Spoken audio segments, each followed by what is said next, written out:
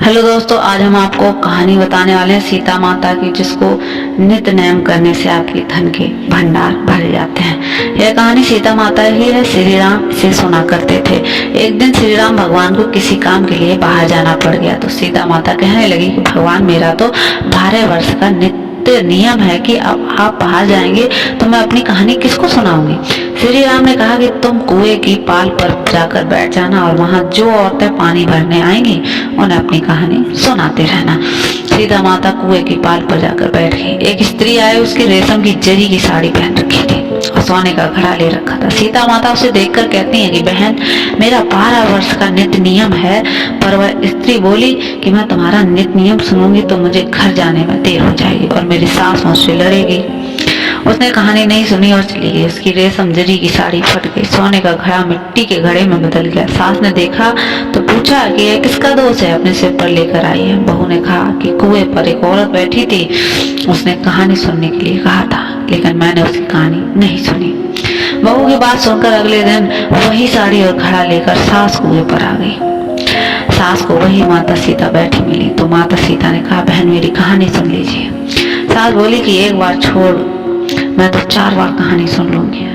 राम आए, लक्ष्मण आए, देश के पुजारी आए, नित नेम का नेम लाए, आओ राम बैठो राम, तपी रसोई जियो राम, माखन मिश्री खाओ राम, दूध बतासा पियो राम, सूत के पल का मुठो राम, साल दुसाला पोठो राम, साल दुसाला ओढ़े राम, जब बोलूं जब राम ही राम, राम संवारे सबके काम, खाली घर भंडार भरेंगे, सबका बेड़ा पार करेंगे। बोलो श्री राम जय जय राम।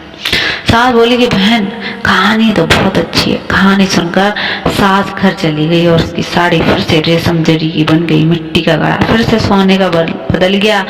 बहू कहने लगी, सासू माँ आपने ये सब कैसे किया। सासू ने कहा कि बहू तू दोष लगा के आई और मैं अब दोष उतार कर आ रही हूँ।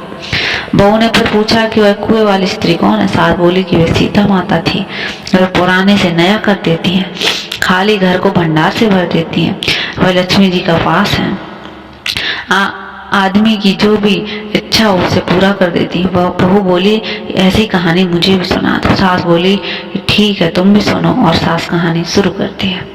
राम आए, लक्ष्मण आए, देश के पुजारी आए, नित्य नेम का नेम लाए, आओ राम बैठो राम, तपी रसोई जियो राम, माखन मिश्री खाओ राम, दूध बतासा पियो राम, सूत के पल का मोठो राम, साल दुसाला पोठो राम, साल दुसाला ओढ़ो राम, जब बोलूं जब राम ही राम, राम समारे सबके काम, खाली घर भंडार भरेंगे और सबका बेड़ा पार करेंगे। बोलो श्री राम जय जय राम।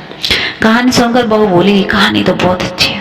सास ने कहा कि ठीक है, इस कहानी को रोज कहा करेंगे। अब सास बहू रोज सवेरे उठती, नहाती धोती और पूजा करने के बाद नित्य नेम कहानी सीता की सुनती। एक दिन उनके यहाँ एक पड़ोस की औरत आई और बोली, बहन जरा सी आँच दे दे। वह बोली कि आँच तो हमने जलाई नहीं। पड़ोसन ने कहा कि तुम सुबह 4 बजे उठकर करती क्या हो। उन्होंने कहा कि सुबह उठकर हम पूजा करते हैं। फिर सीता माता की नित्य नेम की कहानी कहते हैं। पड़ोसन ने उनकी बात सुनकर फिर कहा कि सीता माता की कहानी कहने से तुम्हें क्या मिला। वह बोली कि उनकी कहानी कहने से घर के भंडार भर जाते हैं, सारे काम सिद्ध होते हैं, मन की इच्छा भी पूरी होती है। पड़ोसन कहती है, बहन ऐसी कहानी तो मुझे भी सुना दे। वह बोली कि ठीक है तुम भी यह कहानी सुन लो। राम आए, लक्ष्मण आए, देश के पुजारी आए, नित्य नेम का नेम लाए, आओ राम बैठो राम। सारी कहानी सुनने के बाद पड़ोसन कहने लगी, बहन कहानी तो मुझे बहुत अच्छी लगी। अब वह पड़ोसन भी नित्य नेम सीता माता की कहानी कहने लगी। कहानी कहने से सीता माता के पड़ोसन के भी भंडार भर गए। अब तो पूरे मोहल्ले में नित्य नेम की कथा चल पड़ी, हर किसी की मनोकामना पूरी होने लगी। हे सीता माता, जैसे आपने उनके भंडार भरे वैसे ही हमारे भी आप भंडार भरना, कहानी सुनने वाले के भी और कहानी कहने वाले के भी। बोलो जय श्री राम।